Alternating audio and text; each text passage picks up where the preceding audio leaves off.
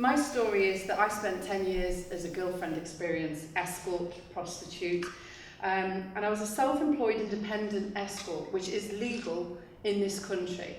So I paid my taxes. I got the mortgage ladder after 3 months of being an escort. I'm not a drug user, I'm not an alcoholic, nor am I a victim, as the government would label me. I'm a middle-class girl with a good education who chose to work in the sex industry because I wanted to make lots of money, basically, have a good lifestyle, get myself on the property ladder for investment in my future. It was a well-thought-out decision that I made, that this is what I wanted to do, and one that I'm proud of. I don't have any regrets. Had the opportunity to travel the world and meet a variety of men who treated me with respect. Now, girls on the street are not being treated with respect. Why should they be any different? Earning more money or less money doesn't make you a better person, doesn't make you a more important person. And we need people covering all sectors for a successful society. So why should what I did be legal? Working in the safety with another girl or in a brothel be illegal? Why should it be more socially acceptable to work as an escort prostitute than in a brothel? There is no society that doesn't have prostitution. It is a service. Even some married women see sex as part of their service, as opposed to an essential part of keeping intimacy and connection. Is that prostitution? Why should this service not be freely available? University and college students, like yourself, turn to escorting to make money on the side. And statistics show, as Charlotte mentioned earlier, that at least one of you here today has either dabbled or currently works in the sex industry, but feels that she or he can't speak up because of the stigma around sex work. Why should I have had the luxury of feeling safe and protected by the police, and the girls in the street and in the office not? In Amsterdam, I only found this out this morning actually, interesting fact, in Amsterdam and USA, it would be illegal for me to have been a self-employed escort. So in Amsterdam, the brothels and the streets are fine in their red light area, but actually working as an independent escort is illegal. So they haven't even got it right themselves. They're completely the opposite way round. I believe in freedom of choice, and female empowerment. The Prostitution Act of 1982 does not encourage prostitutes to find a way out. It does not keep them off the street to prevent annoyance from the public. It does not prevent sex trafficking. Let's also remember that sex trafficking and immigration are two separate things. However, immigration affects sex trafficking, making it possible to deal with immigration issues, and as a byproduct, the levels of sex trafficking will drop. The Act acknowledges that there are higher levels of abuse, for violence and rape for those who work on the street, yet the current law doesn't give them the option to work safely in a brothel. It says street prostitutes may face domestic violence if their partners are also their pimps. Yet once again, the current law doesn't give them the option to work safely from a brothel. Taking away the source of income for a drug addict is not the way to stop them from taking drugs, and it's ignorant to believe that it will. It will push people into much darker crimes. Women want to be free from exploitation and abuse. It doesn't mean that they want to be out of a job. The question is, how are we going to change things to make things better for all sex workers? Because at the end of the day, they're human beings. They are people like me, and they are people like you. Questions, any points they want to raise on the issue.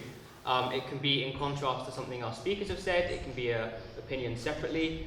Keep your hands up. We'll take one at a time to start the debate off. So, anyone got any questions? I understand it's a sensitive topic. How true are reports expressed in the media about the whole culture of abuse, and are you in a lot of danger when you're doing your job alone, perhaps? Are we receiving accurate representations of what it's like as a sex worker? No, you're not. This is one of the biggest and baddest things, is that the media is to blame for creating the majority of stigma that surrounds sex work. They state that every time, for example, I've been on an interview, they'll always guarantee to put streetwalkers behind me to the public view, and that's not the case. We are not, as Rebecca said, we're not all victims. We do this out of choice, whether they are streetwalkers or not. But the statistics that you guys read about in the papers are misconstrued. There is no real hard fact. I mean, in regards to sex trafficking within the UK alone, the numbers that you guys read are just preposterous. There are not that many numbers. We are not high capital for sex trafficking. What we need to be doing is, rather than stigmatising the people that do it out of choice, is by incorporating new protection schemes to be able to help people that want to come out of the industry. Rebecca? Just to add, yeah, people like to think that it's very black and white. You've got people walking on the street and there's people working as high-class escorts, but there's such a grey area in between, and at the end of the day, that, you know, everybody should be entitled to the equal amount of safety and protection. As a self-employed independent escort, I made my own safety. I did vet my own clients. I made sure somebody always knew where I was going. I was in a hotel, and there would be, make sure as many people saw me, security, there'd be cameras there. I always made sure of my safety. So you can't liken that to what it's like for a girl that's working on the street, and at the end of the day, she should be entitled to that safety, and that's why we need to think about giving these ladies somewhere safe to work in a brothel. Okay, thank you. Any other questions? Yes? Hi. So, as a biologist, I'm slightly more interested in instead of the safety in the sense of like abuse and violence, I'm more interested in the STI side of things and pregnancy and things like that. And obviously, as a government, they're interested in your safety. Essentially, I don't agree with the government on this at all. Don't get me wrong, but that's the bit that interests me most. You haven't really touched on that. I wonder if you could. Yeah, as soon as I started work as an escort, I went to the sex clinic and I said, look, this is what I'm going to be doing. What advice would you give me? They gave me a bunch of condoms. They gave me hepatitis jabs, you know, and they made sure that you know, gave me loads of free advice, and they were very helpful and very, you know, I didn't feel uncomfortable going to them and telling them that that's what I was doing. Unfortunately, you know, when we're talking about people working on the street, obviously, because they're not, you know, it's all about quickies and everything, there's going to be a level there of them probably not using the protection that they would if they were to be working in a brothel or somewhere where it was regulated. So they are at higher risk of STDs. Yeah. Thank you. Yes? To follow with that question, do contraceptives still have a 100% chance of unwanted pregnancy? So, like, what are you going to do on the knock-on effects of abortion? Abortion's illegal. So prostitutes would have, like, there would still be a small chance of those prostitutes getting pregnant. How are they supposed to do? Well, I think it's the same risk as it would be for it. That's not really a job thing, is it? I mean, what do you... At the end of the day, you know, whether somebody's offering unprotected services or not, there are many different forms of contraception. I mean, I don't know what you guys know about this, because doctors only try to refer about 3 or 4 different types, but there's actually 16 different types of contraception out there that is available to females, and you know, you've also got the new drug that will be coming out next year, which is available for men. So in regards to the protection side of possible chances of pregnancy, it goes to the same as the possible chances of either any one of you getting pregnant. You know, if it were to happen, it's down to the sex worker's choice of what she wants to, or what she wants to do about it. But because she is a sex worker, she'd have a priority because it's affecting her work. I would just like to add to that there's this sort of stigma that as I say, that sex workers are having all this sex, they're not using protection, they're at high risk of diseases and pregnancy and whatever. But actually, you look at a weekend, you go out and you see how many men, girls, boys are out getting absolutely hammered, completely drunk, don't know where they are, going back with complete strangers, having sex with them unprotected. Why is that? I ask you, why is that any different? You know, and is it different? Because, you know, this isn't about prostitution. That's about people having a lot of unprotected sex. And there's you know, potentially, when I was working as an escort, I had a lot of guys thinking that I was high risk. Actually, I was low risk because I was always using protection. They'd be more at risk going and having sex with a woman that they found in a club than they would be having sex with me. So, you know, there's that side of things to consider. Thank you. Questions? Yep, back. So say your career in the sex industry is finished and you want to move into something else. What would your view be on like a company saying no on the basis of keeping their like corporate image intact? Then I would find that under decriminalisation. Is that? I'm trying to get my words out. Yeah, and I'd probably battle that, to be fair. Yeah. At the end of the day, I am, as Rebecca and I, we are not ashamed of our choice of work. We're really not. I'm very much happy. I've got 2 children. My family know what I do. My kids know what I do. You know, and I get asked all the time that what would I suggest if my daughter wanted to get into the industry. If my daughter wanted to get into the industry out of her own choice, I would make sure that she is doing it safe and be in the best safe environment possible. It does not matter what anybody decides to do for their choice of earnings. What we're about today is making sure that despite that, we have the same right to be safe just like anybody else. Yes, I mean, obviously I've done that journey myself. I've come out of sex work. It is a very difficult business to get out of because you get used to a certain lifestyle and get used to earning a certain amount of money.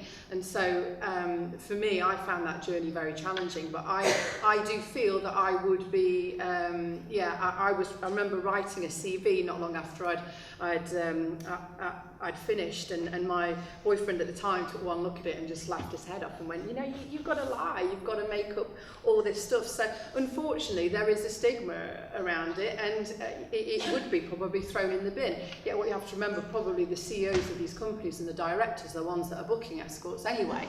But there is still, you know, that. It's true.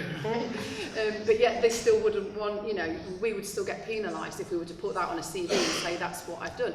You know, the thing is that, you know, that 10 years that I had working in the industry, for me, I got to rub shoulders with all different sorts of gentlemen that I would have, from all walks of life, that I would have never met any other way. You know, very successful people who were companies, and it is actually through going on those dates and meeting those people, they actually really gave me the confidence to even stop what I'm doing now. They said you have great people skills, you know, you're a chatterbox basically, but you know, you taught that that's a bad thing, and then it's only through escorting that I realised that that's a real skill. But yeah, unfortunately I couldn't sort of come out of it and say, yes, this is what I did for a living and expect to be taken seriously by, it depends obviously who, on the company, but you've got a very slim chance of being taken seriously. Hence why I've, you know, carried on working for myself. Slight moral question about this. As websites like Ashley Madison show, there's a huge demand for infidelity with married men. If society is to, you know, legalise and therefore almost consent prostitution going on, then does this not undermine the core values of marriage? Seeing men make love.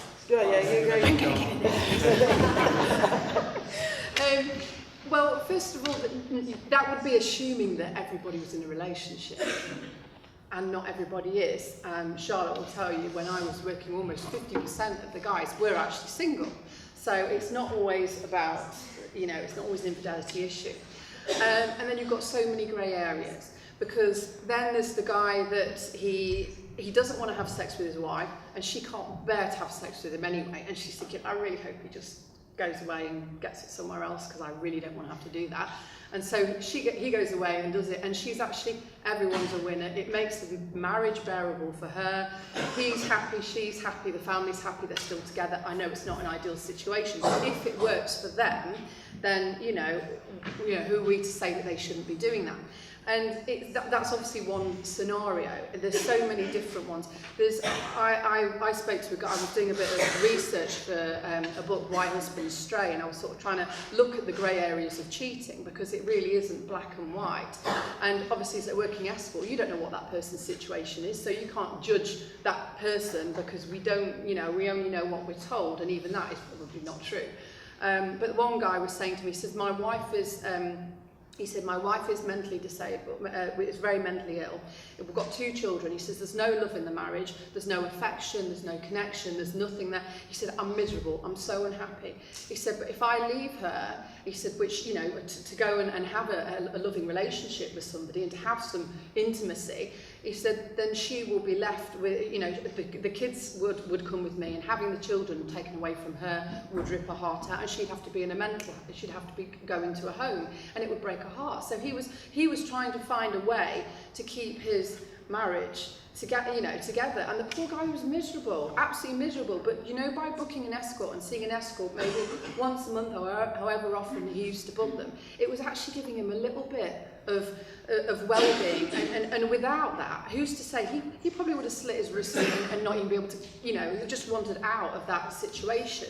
So if that's giving him that bit of well-being, and that, you know, who are we to say, well, that's, you know, that's wrong, you're cheating on your wife?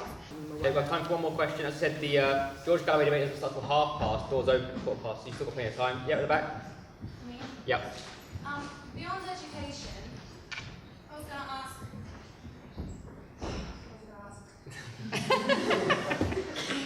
What about people who still would hold a belief that it is not a good job to hold? Would, if it was decriminalised and society did become more, you know, accepting and it being normalised sex work as sort of a legitimate way of income, would then someone who didn't believe that it was good and didn't want to encourage it, would they then be, I don't know, would then society be intolerant of their, I guess, discrimination against sex work in any area? I don't know if Charlotte and I are similar on this. We might have completely different views on this. But I personally, when I'm talking about it, although I had a very good life doing it, it's not a profession that I would encourage people to go into, because it is fraught with potential obvious dangers, even on our level. If you're not a very strong-minded, strong-willed person who's very assertive, there's all sorts of horrible things can happen. So it's not, you know, I realised that what was missing all those years ago for me, because I hadn't finished university, I hadn't got my degree, what was missing was actually a self-belief. I didn't have the self-belief and confidence that I have now. So I didn't believe that I was worthy of anything else or could do anything else. So I think, you know, if we can work on with education and youngsters, and giving them that, confidence and empowering them, and making them realise that everybody has options, so there's other routes to take. It isn't the one, you know, obviously it isn't anybody's first choice of profession, or it shouldn't be. That's my personal opinion. Thank you. I think in terms of questions, that's all we've got time for. So I'd like to give a big round of applause to our two guests.